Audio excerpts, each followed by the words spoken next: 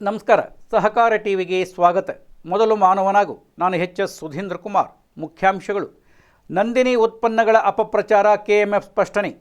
ಗ್ರಾಹಕರಿಗೆ ವಂಚನೆ ಪ್ರಕರಣ, ನಿರ್ದೇಶಕನ ಆಸ್ತಿ ಮುಟ್ಟುಗೋಲು. ನಂದಿನಿ ಹಾಲು ಹಾಗೂ ಹಾಲಿನ ಉತ್ಪನ್ನಗಳು ಗುಣಮಟ್ಟದಿಂದ ಕೂಡಿದ್ದು, ನಂದಿನಿ ಬ್ರಾಂಡಿನ ಉತ್ಪನ್ನಗಳ ಬಗ್ಗೆ ಜಾಲತಾಣದಲ್ಲಿ ಯಾವುದೇ ವೈಜ್ಞಾನಿಕ ಆಧಾರವಿಲ್ಲದೆ ಸುಳ್ಳು ಸುದ್ದಿ ಹರಡುವವರ ವಿರುದ್ಧ ಕಾನೂನು ಕ್ರಮ ಕೈಗೊಳ್ಳುವುದಾಗಿ ರಾಜ್ಯ ಸಹಕಾರಿ ಹಾಲು ಮಹಾಮಂಡಳಿ ಎಚ್ಚರಿಕೆ ನೀಡಿದೆ. ನಂದಿನಿ ದಶಕಗಳಿಂದ ಕನ್ನಡಿಗರ ನಂಬಿಕಸ್ಥ ಬ್ರ್ಯಾಂಡ್ ಆಗಿದೆ.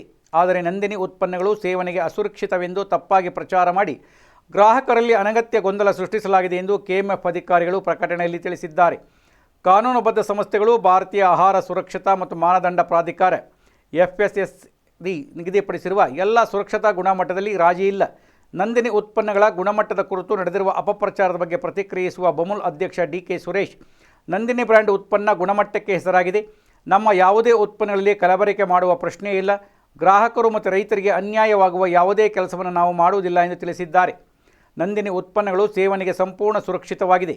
ಗ್ರಾಹಕರು ಆತಂಕ ಪಡಬೇಕಾದ ಅಗತ್ಯವಿಲ್ಲ. ಕ್ಯಾನ್ಸರ್ನ ಆರೋಪ ಸರಿಯಾದುದಲ್ಲ. ನಂದಿನಿ ಹಾಲಿನ ಉತ್ಪನ್ನಗಳನ್ನು ಸೇವಿಸಿದರೆ ಕ್ಯಾನ್ಸರ್ ಬರುತ್ತದೆ ಎಂದು ಚರ್ಮ ವೈದ್ಯೊಬ್ಬರು ಜಾಲತಾಣದಲ್ಲಿ ಆರೋಪ ಮಾಡಿದ್ದರು. ಇದನ್ನು ಗಂಭೀರವಾಗಿ ಪರಿಗಣಿಸಿರುವ ಕೆಎಂಎಫ್ ಅಧಿಕಾರಿಗಳು ಯಾವುದೇ ವೈಜ್ಞಾನಿಕ ಸಾಕ್ಷ್ಯಾಧಾರ ಅಥವಾ ಪ್ರಮಾಣಿತ ಪ್ರಯೋಗಾಲಯದ ವರದಿ ಇಲ್ಲದೆ ತಪ್ಪು ಮಾಹಿತಿ ಹರಡಲಾಗುತ್ತಿದೆ ಎಂದು ಹೇಳಿದ್ದಾರೆ. ಸಹಕಾರಿ ಸಂಘದಲ್ಲಿ ಹೂಡಿಕೆದಾರರ ಕೋಟ್ಯಾಂತರ ವಂಚಿಸಿರುವ ಪ್ರಕರಣಕ್ಕೆ ಸಂಬಂಧಿಸಿ ಸಂಘದ ನಿರ್ದೇಶಕರೊಬ್ಬರ ವೈಯಕ್ತಿಕ ಆಸ್ತಿ ಮುಟ್ಟುಗೋಲು ಹಾಕಿಕೊಳ್ಳಲು ಸರ್ಕಾರ ಹೊರಡಿಸಿದ್ದ ಆದೇಶವನ್ನು ಹೈಕೋರ್ಟ್ ಎತ್ತಿ ಹಿಡಿದಿದೆ. ಹೊಸಪೇಟೆಯ Ahana Souharda credit cooperative society ನಿರ್ದೇಶಕರಲ್ಲಿ ಒಬ್ಬರಾಗಿರುವ ಡಾಕ್ಟರ್ ವಿಶ್ವನಾಥ ಭೀಮಶಂಕರ ದೀಪಾಲಿ ಎಂಬುವರು ಸಲ್ಲಿಸಿದ್ದ ಅರ್ಜಿ ವಿಚಾರಣೆ ನಡೆಸಿದ ನ್ಯಾಯಮೂರ್ತಿಗಳಾದ ಅನೂಪ್ ಶಿವರಾಮನ್ ಮತ್ತು ವಿಜಯಕುಮಾರ್ ಎ ಪಾಟೀಲ್ ಅವರಿದ್ದ ವಿಭಾಗೀಯ ಪೀಠವು ಈ ತೀರ್ಪು ನೀಡಿದೆ. ಠೇವಣಿದಾರರಿಂದ ಸಂಗ್ರಹಿಸಿದ್ದ ಹಣ ದುರುಪಯೋಗ ಆರೋಪದಲ್ಲಿ ಸಂಘದ ನಿರ್ದೇಶಕರ ವಿರುದ್ಧ 2021 ಏಪ್ರಿಲ್ನಲ್ಲಿ ಪ್ರಕರಣ ದಾಖಲಾಗಿತ್ತು. ಕರ್ನಾಟಕ ಹಣಕಾಸು ಸಂಸ್ಥೆಗಳಲ್ಲಿನ ಠೇವಣಿದಾರರ ಹಿತಾಸಕ್ತಿ ಸಂರಕ್ಷಣಾ ಕಾಯ್ದೆ ಅಡಿಯಲ್ಲಿ ರಾಜ್ಯ ಸರ್ಕಾರ ಕ್ರಮ ಕೈಗೊಂಡಿತ್ತು. ಸಂಘದ ಆಸ್ತಿಗಳಿಂದ ಠೇವಣಿದಾರರ 42 ಕೋಟಿ ರುಗಳಿಗೂ ಅಧಿಕ ಹಣವನ್ನು ಮರಳಿಸಲು ಸಾಧ್ಯವಾಗದ ಕಾರಣ ನಿರ್ದೇಶಕರ ಆಸ್ತಿಗಳನ್ನು ಮುಟ್ಟುಗೋಲು ಹಾಕಲು ಸರ್ಕಾರ ನಿರ್ಧರಿಸಿತು. ಇದನ್ನು ಪ್ರಶ್ನಿಸಿ ನಿರ್ದೇಶಕರೊಬ್ಬರಾದ ಡಾಕ್ಟರ್ ವಿಶ್ವನಾಥ ಭೀಮಶಂಕರ ದೀಪಾಲಿ ಹೈಕೋರ್ಟ್ಗೆ ಅರ್ಜಿ ಸಲ್ಲಿಸಿದ್ದರು.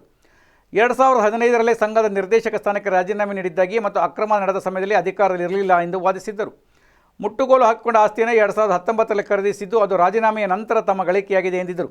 ಈ ವಾದ ನಿರಾಕರಿಸಿದ ನ್ಯಾಯಪೀಠ, ಅರ್ಜಿದಾರರು 2015ರಲ್ಲಿ ಸಂಘದ ಉಪಾಧ್ಯಕ್ಷ ಸ್ಥಾನಕ್ಕೆ ರಾಜೀನಾಮೆ ನೀಡಿದ್ದಾರೆ, ಆದರೆ ನಿರ್ದೇಶಕ ಸ್ಥಾನದಲ್ಲಿ ಮುಂದುವರೆದಿದ್ದಾರೆ ಎಂಬುದು ದಾಖಲೆಗಳಲ್ಲಿ ಗೊತ್ತಾಗುತ್ತದೆ. ಇಂತಹ ಸಂದರ್ಭದಲ್ಲಿ ಠೇವಣಿದಾರರ ಹಿತರಕ್ಷಣೆಗಾಗಿ ನಿರ್ದೇಶಕರ ಆಸ್ತಿ ಮುಟ್ಟುಗೋಲು ನ್ಯಾಯಸಮ್ಮತವಾಗಿದೆ ಎಂದು ತೀರ್ಪು ನೀಡಿದೆ.